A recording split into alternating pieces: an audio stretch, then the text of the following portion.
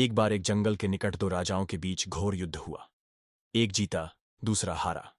सेनाएं अपने नगरों को लौट गईं। बस सेना का एक ढोल पीछे रह गया। उस ढोल को बजा बजाकर सेना के साथ गए भांडव चारण रात को वीरता की कहानियां सुनाते थे। युद्ध के बाद एक दिन आंधी आई। आंधी के जोर में वह ढोल लुढ़कता पुढ़कता एक सूखे पेड़ के पास जाकर टिक गया। उस पेड़ की सूखी टहनियां ढोल से इस तरह से सट गई थीं कि तेज हवा चलते ही ढोल पर टकरा जाती थी और ढमाढम की गुंजायमान आवाज होती। एक सियार उस क्षेत्र में घूमता था। उसने ढोल की आवाज सुनी। वह बड़ा भयभीत हुआ। ऐसी अजीब आवाज बोलते पहले उसने किसी जानवर को नहीं सुना था। वह सोचने लगा कि यह कैसा जानवर है जो ऐसी जोरदार बोली बोलता है, ढम्माढम। सियार छिपकर ढोल को देखता रहता, यह जानने के लिए कि यह जीव उड़ने वाला है या चार टांगों पर दौड़ने वाला। एक दिन सियार झाड़ी के पीछे छुपकर ढोल पर नजर रखे था। तभी पेड़ से नीचे उतरती हुई एक गिलहरी कूदकर ढोल पर उतरी। हल्की सी ढम की आवाज भी हुई। गिलहरी ढोल पर बैठी दाना कुतरती रही। सियार बड़बड़ाया, ओह, तो यह कोई हिंसक जीव नहीं है, मुझे भी डरना नहीं चाहिए। सियार फूंक फूंक कर कदम रखता ढोल के निकट गया। उसे सूंघा। ढोल का उसे न कहीं सिर नजर आया और न पैर। तभी हवा के झोंके से टहनियां ढोल से टकराईं। ढम की आवाज हुई और सियार उछलकर पीछे जा गिरा।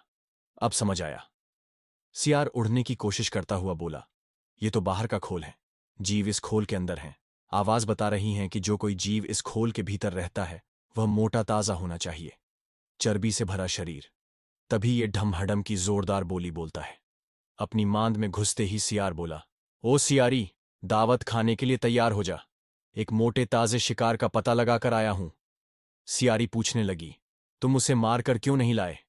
सियार ने उसे झिड़की दी, क्योंकि मैं तेरी तरह मूर्ख नहीं हूं। वह एक खोल के भीतर छिपा बैठा है।